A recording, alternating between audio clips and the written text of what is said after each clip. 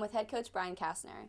So, Coach, Bishop Watterson is a D4 school, but they have a proud tradition of 30 CCL championships, 2 of those being in the past 10 years. How do you tell your boys to not take this team lightly? I think basically you obviously lay out the facts. You tell them that they're Division IV school. You tell them that they're 1-0. You tell them their rich tradition of being in the playoffs. You let them know all that.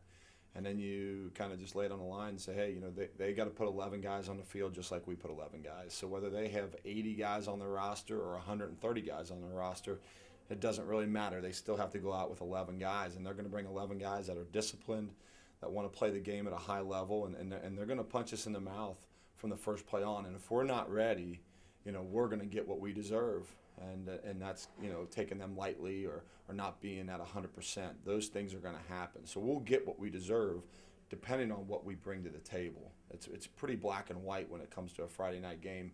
Whether you're playing a Division IV, Division II, Division I, they still have to put 11 guys on the field. So Bishop Watterson won their first game 17-12, and in our first game, we dug ourselves in a bit of a hole, ending the first quarter losing 14-0. Yeah.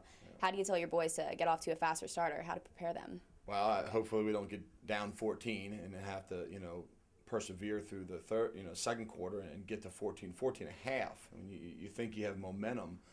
We had momentum, and we didn't act on that in the third quarter.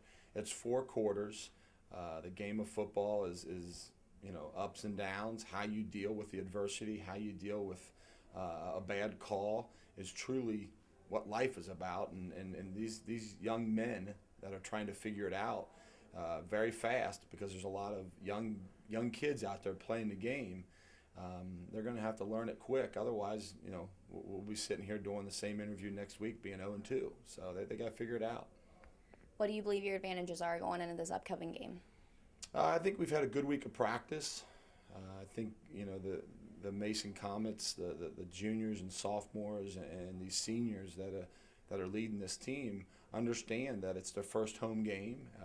It's playing for the long green line. It's a big night. It's Hall of Fame night. It's alumni night. So if they can't get excited for a crowd of 6,000-7,000 people and playing for the community and playing for a long green line, then they got issues, and they're playing for the wrong reason. The Comets will play tonight at 7 o'clock at our home field.